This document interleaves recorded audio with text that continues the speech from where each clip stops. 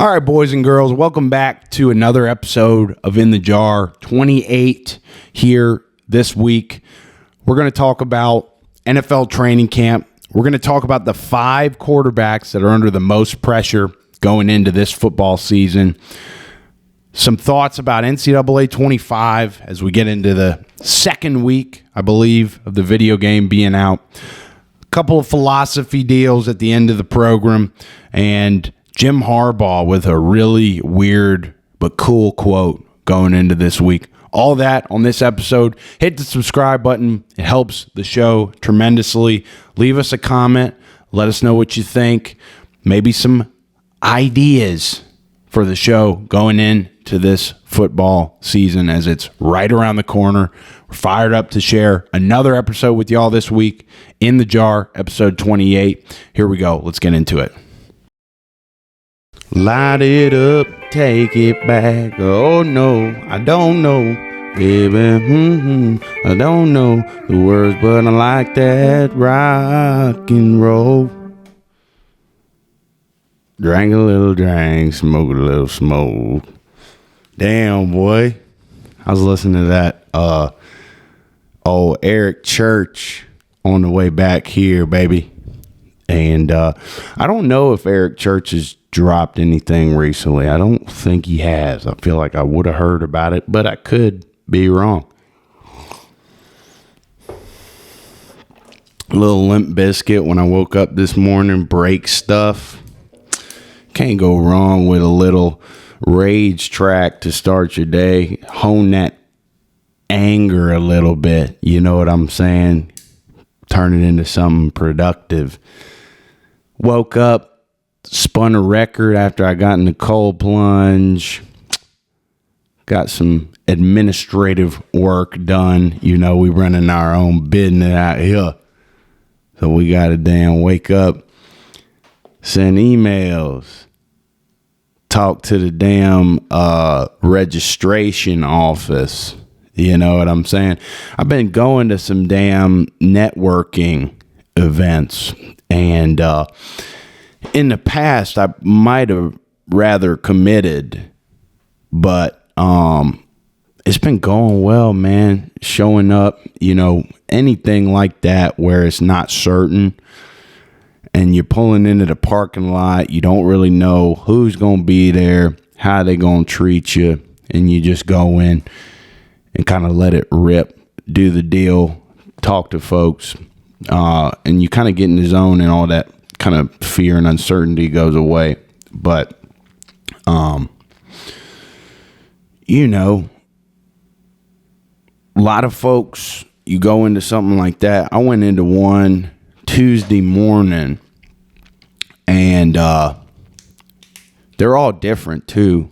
The structure of these events that, at least in Phoenix, that people put on, got to be that different everywhere you go. But it was this event at a co-working center. I go in there, lady walks me in.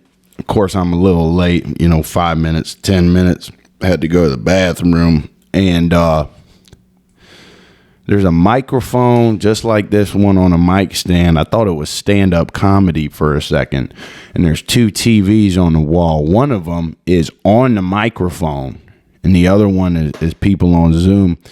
And it had the guy running the whole organization was emceeing it, and he was real animated and, Kimberly. And you just get 60 seconds to talk about what you do. It was a lot of inventors, a lot of AI people. I was waiting on a crypto bro, and one finally went up there late in the bell. I can't imagine the Vegas betting odds for that in real time.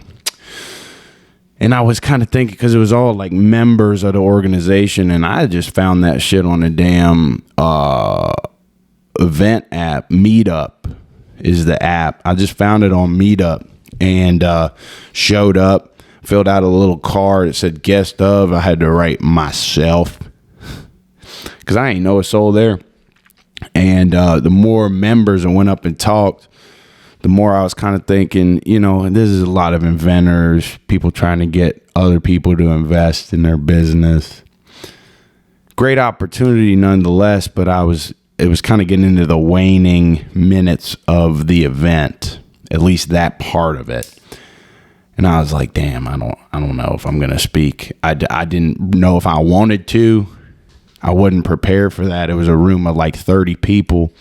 And sure enough, the guy emceeing, he looks at me and goes, and I go up there, I tell him about what we do, and it was cool, and got to know everybody there.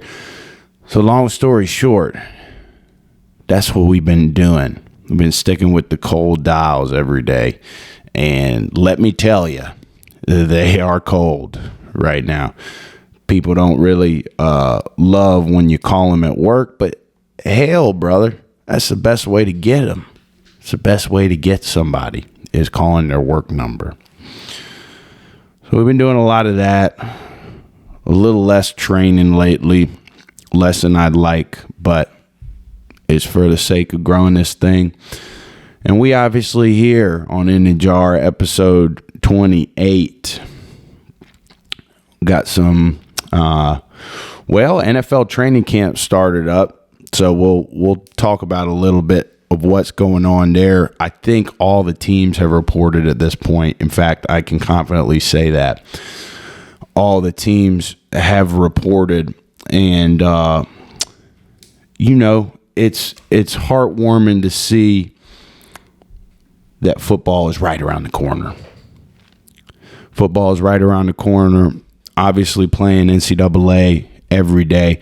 I'm loving the clips that I'm seeing on social media of folks and their commentary. Unfortunately, we aren't going to get to stream this week. We might be able to maybe a couple days before this comes out, but I needed a damn capture card. I wasn't familiar with this. Thank God for my editor, Luke. He knows about all of the stuff needed for streaming. He's helped a lot of our friends kind of get up and running with their setups. And I had to buy a new Xbox because the NCAA and Madden games aren't offered on the old Xbox One anymore.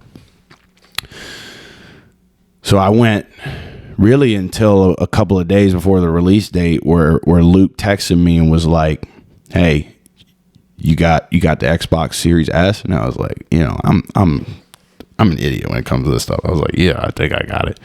And he's like, send me a picture. I sent him a picture. He's like, brother, how long have you had that? I said, probably 5-6 years. And he said, brother, you got to get a new Xbox.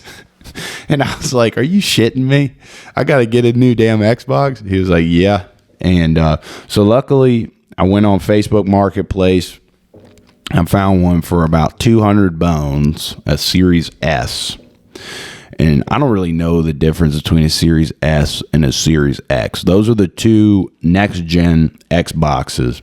I wasn't opposed to going to PlayStation, just depending on a deal I found. But on Amazon, the Series S was going for $360. And your boy stung one for 200 bones. So we did that. And then order you need, I guess in order to stream, you need something called a capture card. And it's about, yay big. And for most of y'all, it's probably like, this is common knowledge. Why is this idiot going on about this? This is new to me. So you need a little capture card, and you plug the Xbox in and then the monitor out, I believe. Ordered one on Amazon. I go on Best Buy's website, and these damn Elgatos is what they're called. Were like $180, $200, almost as much as I paid for the damn Xbox.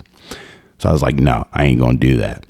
So I go on Amazon and I find one that is $35. So I was like, all right, done. We sting it. It gets here. We feel like we're ready to rock. Luke comes over to the house. I'm building out a little studio room right now, outside of this room. And we plug it in. We get all the software up on the computer and nothing's showing. And in fact, the power port wasn't even damn working until you plugged it in the HDMI out. It made no sense. And then you look at the thing, it says made in China. It was a complete scam. It was my first Amazon review. I made a damn video about it. I was hot, boys. I was hot because I want to stream NCAA. So long story short, we got a nice little lead on Facebook Marketplace.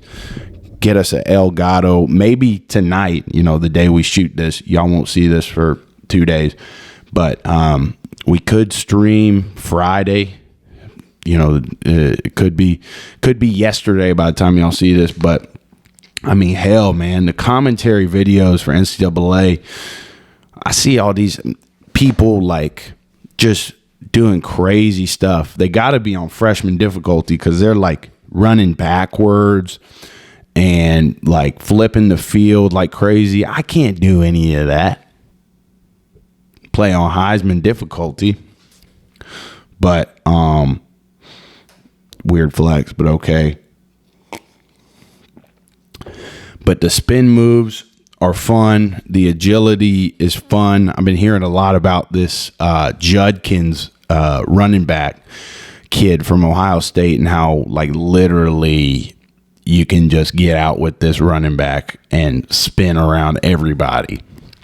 But it's been cool to have NCAA 25 back, man. I know I've been talking about it hella the last couple of weeks. It's the first time in 11 years we've had a game like this. 11 years. Think about that. I was freaking 16 years old, 15 years old the last time one of these games came out. And so, it's cool to see, you play all the different modes. I got an online dynasty with the boys. Ultimate Team's okay. Just started a road to glory with a linebacker, trying to live the life that I couldn't, you know what I'm saying?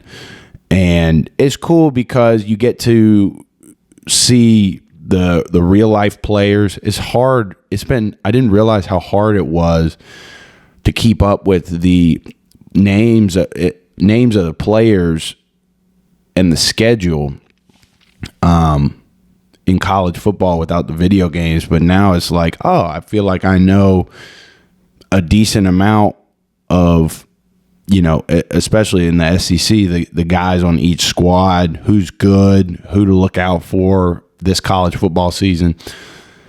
And then knowing the schedule, right? In the past, it's like I get a text saying, hey, you want to come down to wherever for this game? And I'm like, oh, shit, that's a good game. I didn't even know that was going on.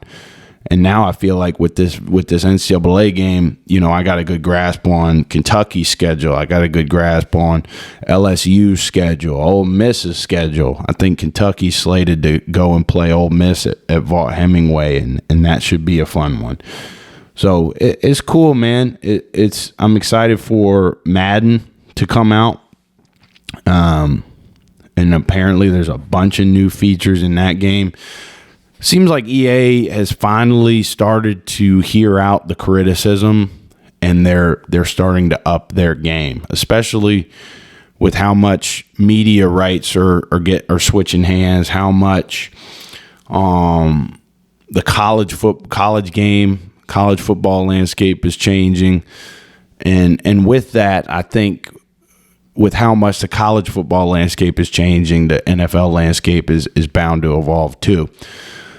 We talked about it last week, just with kids going through school, understanding how to conduct themselves in business at an earlier age, and then going into the NFL and applying those business practices as a real pro. So stuff's evolving right around us. It's cool. Let's get to the first deal here. 92% of money is on Aaron Rodgers to have under 3,725.5 passing yards for this season. And we do not condone gambling on this show. We will talk about it, but I'm obligated to say I do not condone gambling on this show. But nonetheless, a lot of times, man, and this ain't advice. Don't take this and put in what I'm about to say and then come back and say, Dupe, you screwed me. But a lot of times, in my experience with any type of market, if that much of the money is on one thing to happen, you might get a good deal taking the opposite side, it's in investing. It's called the contrarian approach. And I deem myself as a contrarian. I like to say things that ruffle feathers every now and then. I like to make some bets that a lot of people might be overlooking or neglecting. And I'm bullish on Aaron Rodgers. You know, I think he's special. I think he's got determination to turn this Jets organization around. So why not take the over? I forget who said it. Maybe it was Big Cat over at Barstool. Life's too short to take the under. But I thought that was interesting. Probably most of the betting public thinks Aaron Rodgers is going to get hurt again because he's old. And I understand that. That very well could happen. But Aaron Rodgers got a way of taking care of himself. I think that injury on the fourth play of the 2023 season was a fluke. And Achilles injuries are a hell of an injury. I've never had one. My dad had an Achilles injury playing basketball back in the day, and he talks about the rehab process. Sounds brutal. I can't remember if I played with many other guys in my career that had Achilles injuries, but nonetheless, 92% of the betting public thinks Aaron Rodgers is not going to throw for over 3,700 passing yards. So that's something to look out for. Kyle Shanahan offered Bill Belichick a job to do anything he wanted with the 49ers. I think that's a fun headline because how many folks in football do you know that have that kind of clout? Right. The game of football is bigger than it's ever been, continuing to grow, especially the pro game. And with that, it's going to get more cutthroat. This guy's not doing his job. Get him out. This guy's not doing his job. Get him out. In coaching and playing all the way through the business side. And Bill Belichick is one of the few with enough clout for a head coach to say, hey, come onto our staff, do anything you want with the organization. You'll add value. Apparently, he politely declined. I think he's probably just decompressing his last stint still. He's probably having a good time being able to speak more freely in the media, be himself, as opposed to a leader of men, a head coach. I think it's a delicate. The more I learn about leadership as we kind of build this thing up in Phoenix, the more I realize that it's a balancing act between connecting personally with the people you're leading, but also not doing that too much, because then the people working under you might not have the biggest level of respect for you. I don't know if I'm putting that the right way, but if you're a leader and you get too friendly with the boys, let's say you're a head coach and you get too friendly with the boys, well, the boys might start getting comfortable showing up a little late. They might get comfortable half-assing the rep and coming back and shooting the shit with you. But you also have to connect with your boys a little bit so that they want to play for you, so that they want to work for you. So it's a good balancing act.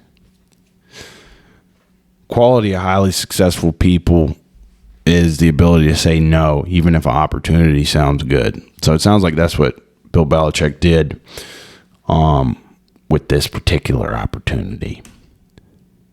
All right, here's some of the biggest football news from the week. Wide receiver for the Cowboys, CeeDee Lamb, is holding out of training camp. He wants a new deal. He's been unable to land the type of extension that other wide receivers have, and he's not reporting to camp. So this is making waves, and a lot of people believe that CeeDee Lamb will land a market-altering deal for a wide receiver and be the wealthiest non-quarterback player in the league. There's a lot of factors there. He's trended drastically uphill the last season or two. The Cowboys are obviously one of the most, if not the most valuable franchise in football. And here's a quote. There's a reason why the Philadelphia Eagles with Devontae Smith, Detroit with Amon-Ra, Miami with Jalen Waddle, and Houston with Nico Collins moved so aggressively to get their young receivers signed. They knew what was coming, and when the Justin Jefferson extension did come, the numbers should have surprised exactly no one. He had a right to ask to be the highest paid non-quarterback in the league, and he earned that distinction by getting $1 million more per year than Nick Bosa did last summer.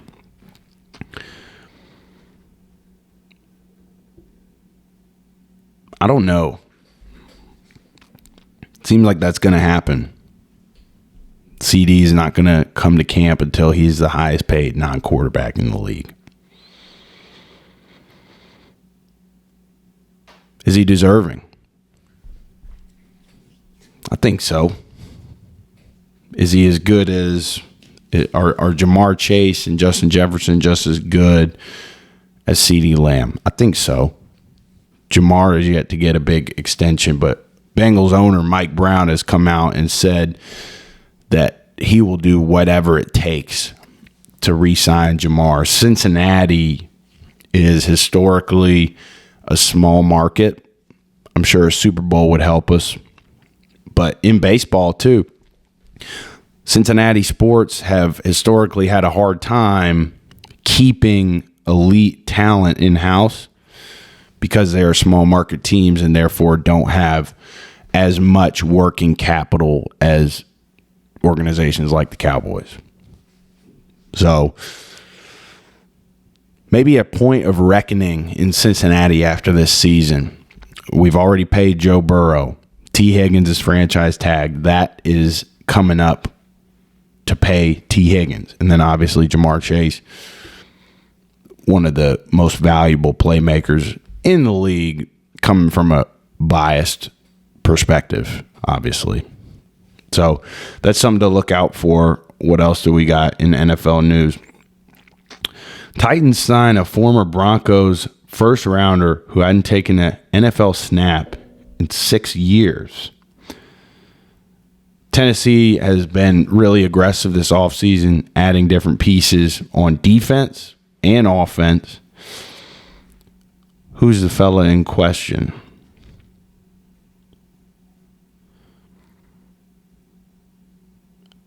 Shane Ray. Ray hadn't taken an NFL snap since 2018. Appeared in 11 games for the Broncos.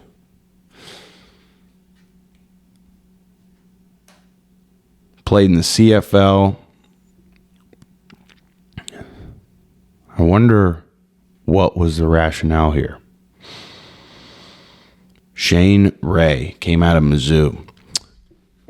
Interesting. I don't have much more to say about that because honestly, I can't really remember any of his film. I can't remember any of his background, but obviously the Titans saw something in him. Shane Ray, at 31 years old, hasn't played in almost 6 years in the NFL. Titans sign him. Michael Gallup retires at age 28. Michael Gallup, let's see. Raiders GM was shocked. A lot of people were shocked. He's 28. He's about my age, a little older. Signed a contract with the Raiders in the offseason. Spent 6 with the Cowboys seasons. And he didn't post an announcement on social media. Reposted several well wishes from friends.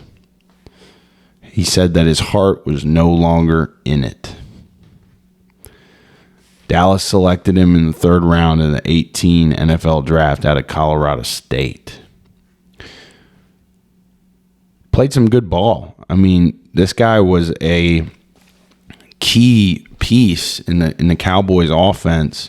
He was never really a wide receiver one, but key piece in their rotation. And I'm sure that he was going to add a lot to the Raiders offense, but he stunningly retires. You even see this in the college game sometimes. Folks that have spent years and years toiling every day, bodies getting beat up, and the business side of it starts to fatigue you as well. The constant stress of wondering whether your spot's going to be taken. I'm sure it gets even, I can't speak from experience, but I'm sure it gets even more intense as you progress into the pro game. There's a lot of pressure. There's a lot of expectation for you to show up and make it happen, especially at a position like receiver where there's a lot of eyes on you and there's a lot of quantifiable metrics. That's everywhere, but especially in a receiver, how many receiving yards are you getting every year? How many touchdowns are you scoring? But Michael Gallup retires at 28. Let's see what else. Next deal. 2-time Super Bowl champ Shaq Barrett retiring from the league.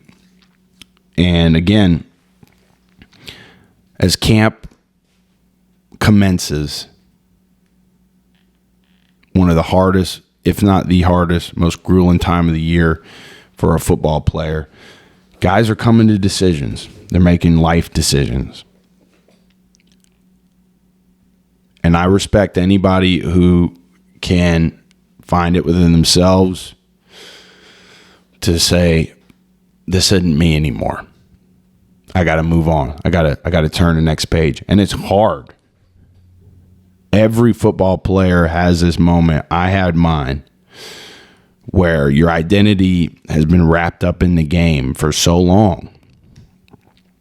And it's always a blessing to leave the game on your own terms. Shaq Barrett was able to do that.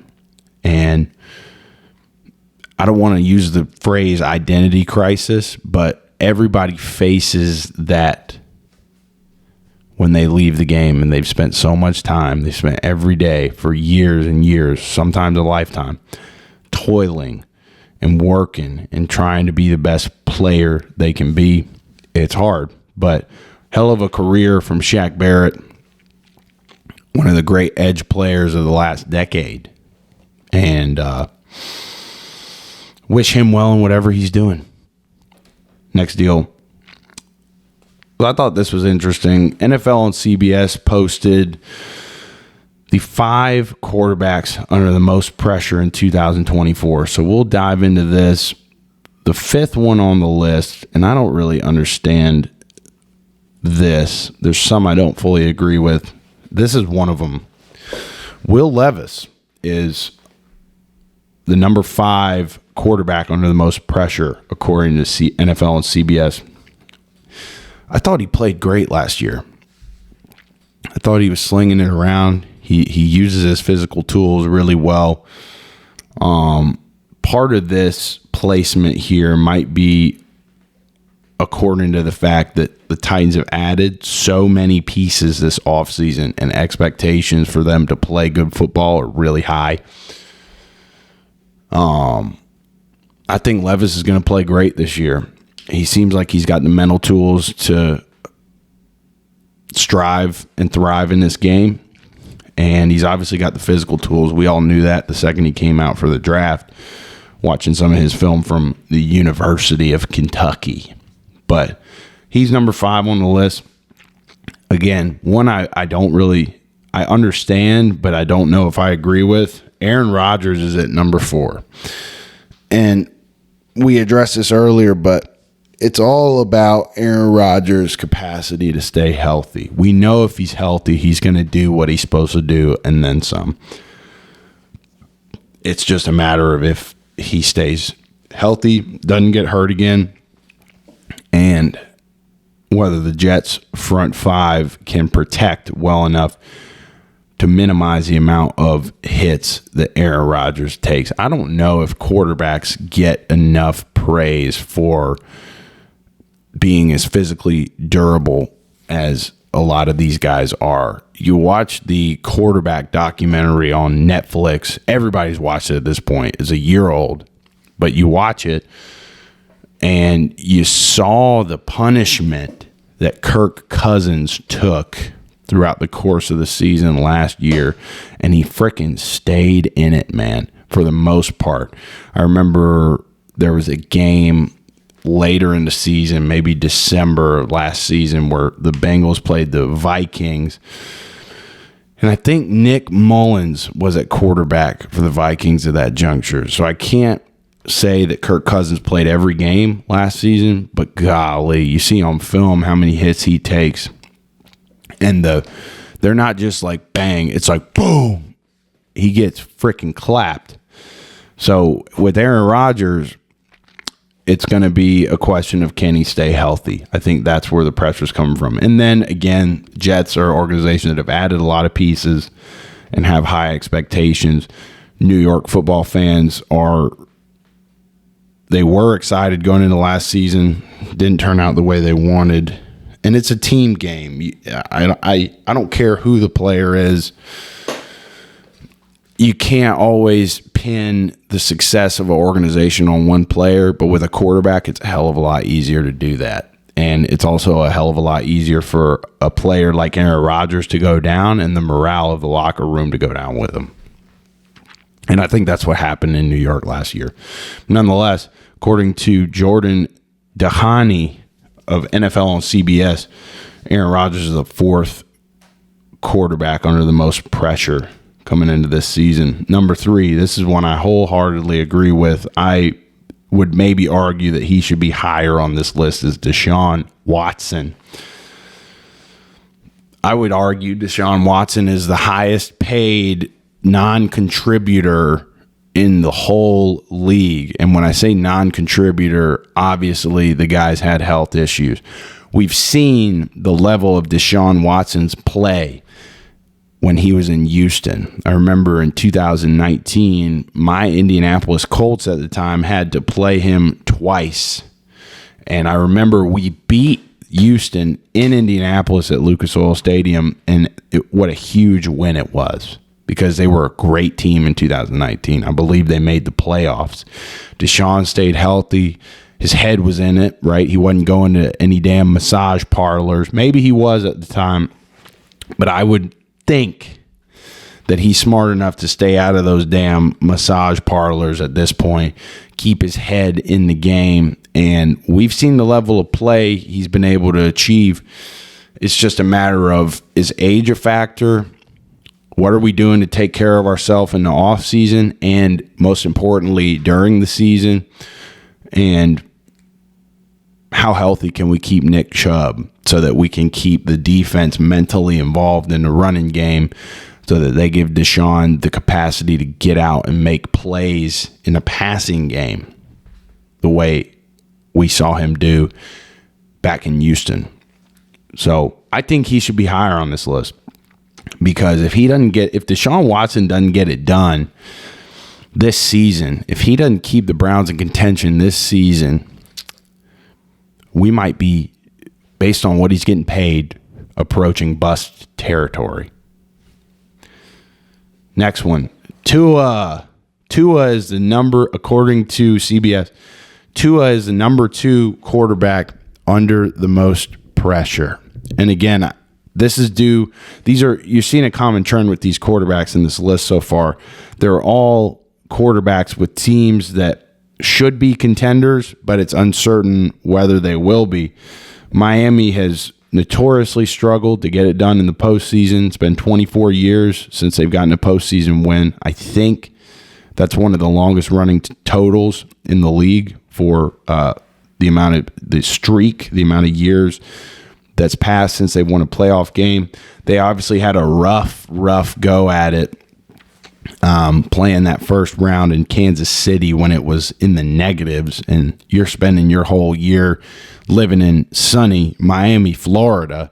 That's going to be a tough game to get done, especially against one of the premier, dare I say, dynasties in the league, in the Kansas City Chiefs. So that was a rough go at it. And, you know, Tua is one of those guys. I don't know what the deal is with some of the light-skinned quarterbacks in the league kind of being a little weird, right? He's changed his hairstyle 100 times. He is very polite with the media, and his play has been spotty. I think he's a great player. I think they've got a great roster to go in and compete for that AFC East title. We've been saying that a couple of years now, and that's probably part of why he's on this list as one of the quarterbacks under the most pressure, because dare I say, Miami isn't up there in contention in the AFC East, and dare I say the AFC. Will Miami start looking elsewhere for the quarterback position? Could they really underachieve and tank at the end of the season and try and go get a guy in the draft? I don't know what the upcoming quarterback class looks like other than the guys I've played with on NCAA 25. Carson Beck at Georgia could be a good pro prospect. There's a few, I'm sure there's a few other quarterbacks. I mean, Shadir Sanders. What can you say about Shadir Sanders? He's built the brand. Played all right football last year. There was an accusation against Shadir Sanders that the guy would willingly take sacks in order to salvage his completion percentage. I can't remember who I heard that from. I can't confirm whether that's true or not, but I do remember that being something I heard. And Colorado, the University of Colorado's, I'm digressing, but the University of Colorado's ability, the football program's ability to face adversity, in my mind, is a bit doubtful. You saw that week 3 or week 4 game in the college season last year where they went into Oregon. They're talking that shit. And they got their ass whipped. And then I think the very next week, if not a week or two after that, they play Colorado State. 23.5 point favorites. I remember that because I took the cheese, I took the rat poison, and I took that spread bet. The Colorado Buffaloes minus 23.5 against Colorado State. And not only did they not cover that, they got their ass handed to them. So, who knows if Tua doesn't have a good season, if Deshaun Watson doesn't have a good season, who knows what these organizations will do in regards to the quarterback position. But nonetheless, Tua Tagovailoa is number 2, according to CBS, QB in the league under the most pressure. And clips like this make me think he should maybe be higher. Look at this. Even Tua's here at the Zach Bryan concert. Is this concert a boom or a doom? Whoa! Look at Tua's piece, dude. Look at his hair, bro. I'm telling you, Tua Tagovailoa has got a new hairstyle every damn week, and then you see him with I don't even know what these Big Justice. I don't know these guys, the Costco guys, dude. The way they look on camera when they are making a video, they're like, "We're gonna try Costco's new double chocolate chunk cookie." And it's like, dude, these motherfuckers, they get views like crazy. Them motherfuckers had to sell their soul to the devil, man. Straight up. I don't know. Big Justice, the Rizzler, dude. I do like the Rizzler. He's just like a little fat kid. And he goes like this all the time, dude. It's just like a little, like 9-year-old kid. But it's like an Italian family in Florida. And I guess they were at a damn Zach Bryan concert. That's more points deducted, my guy. More points deducted. I am America's number one Zach Bryan hater. I hope to be. You know what I'm saying? It's like, hey,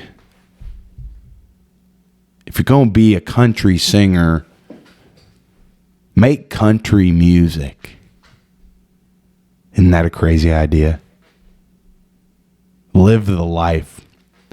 I don't know what Zach Bryan does day to day. I shouldn't confidently say that, but I just get the energy that you're selling out. You selling out. Get damn Red Sexy up on the that girl rapper up on the stage at a country concert. I mean, I get it. You're trying to reach new people, but just make your art. You know, I don't know, man. I'm not an artist. I'm not in the music industry. I probably shouldn't be speaking on stuff like this. But to see Tua Tagovailoa at a Zach Bryan concert, and then to see him collabing with this family, who I've seen a lot of really fun memes on Twitter, kind of getting at the same stuff I'm getting at, selling your soul to the devil. Eyes are a little too wide to look completely human. And who knows, man? Maybe the U.S. government implanted this family to distract everybody from what's really going on. I'm getting in my tin head type shit right now. But nonetheless, Tua, number 2 quarterback under pressure. That video for me just put him at number 1. Who's number 1? Russell Wilson. The 2 light-skinned quarterbacks.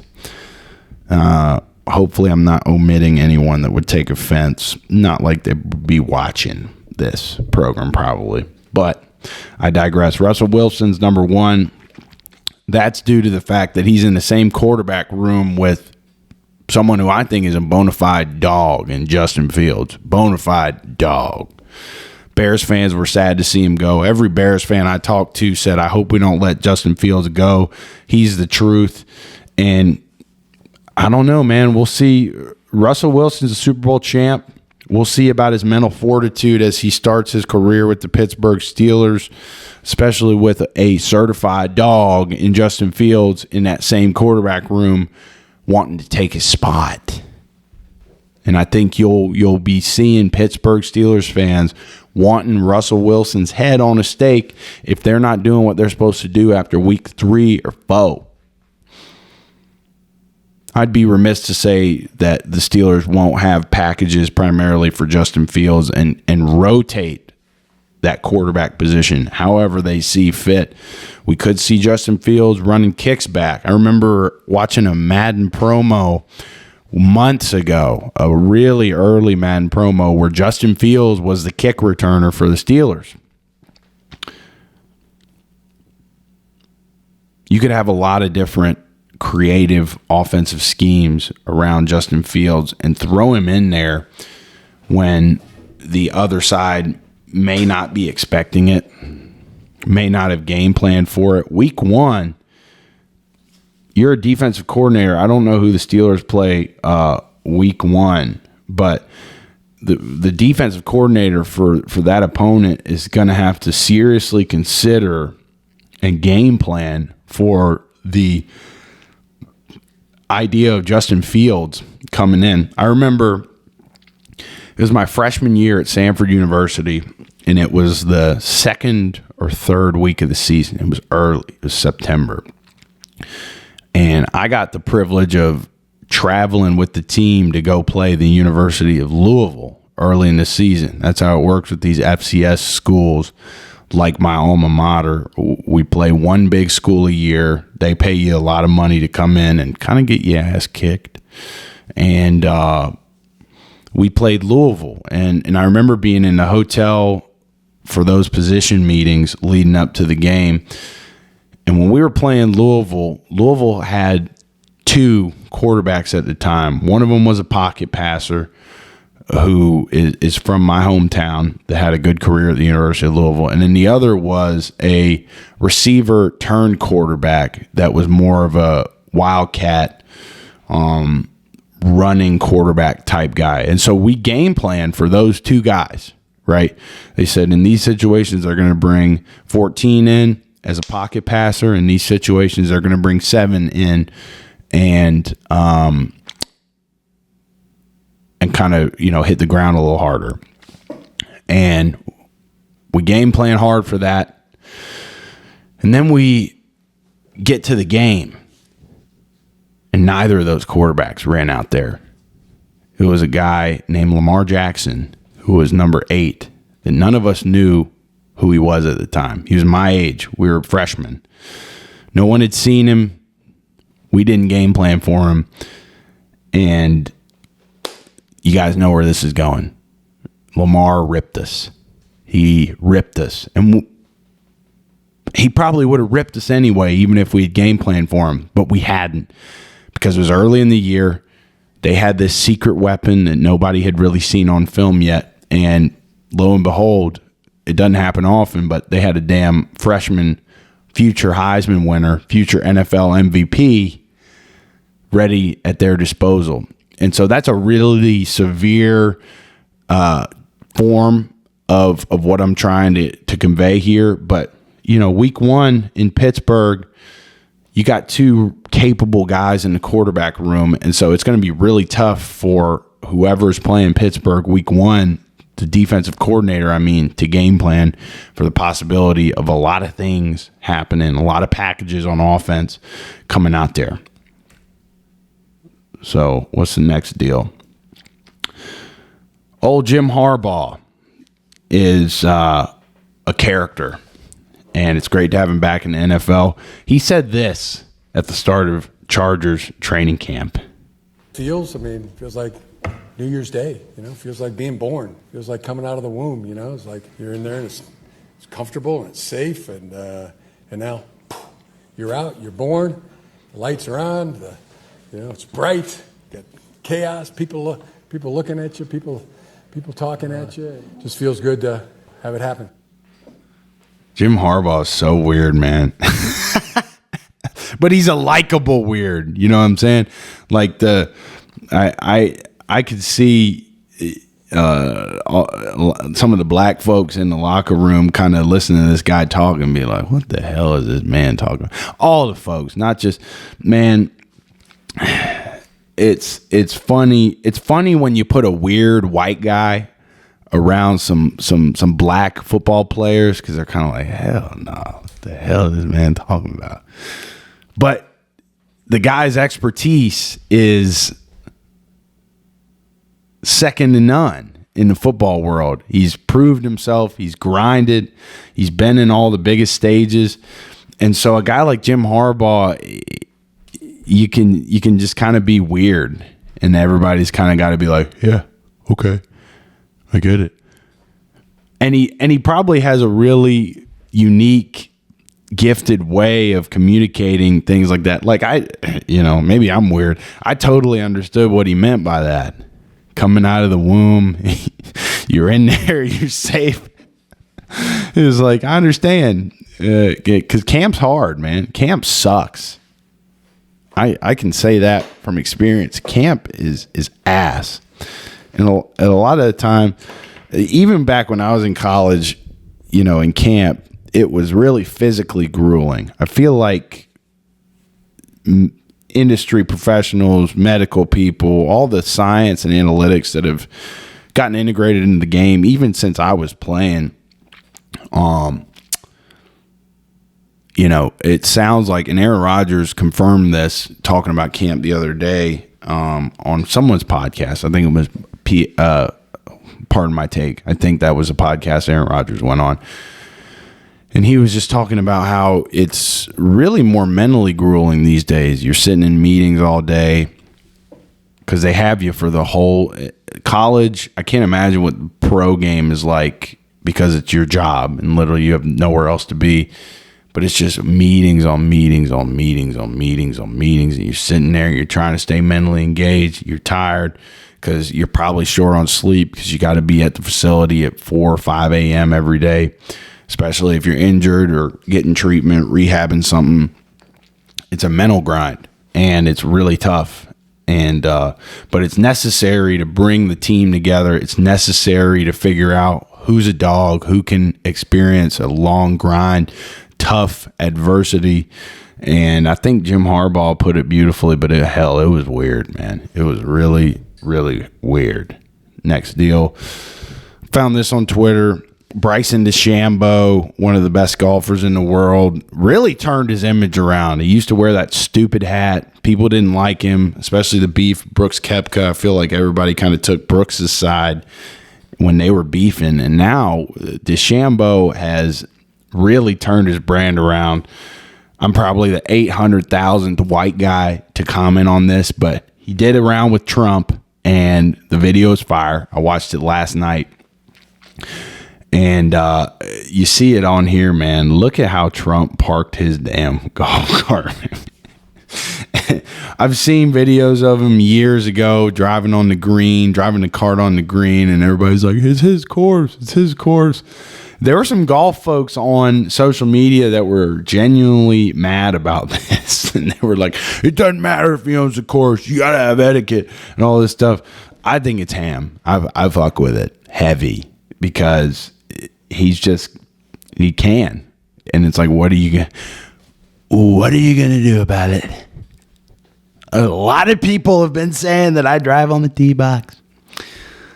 A lot of folks, the haters and losers. I don't know. I'm working on it.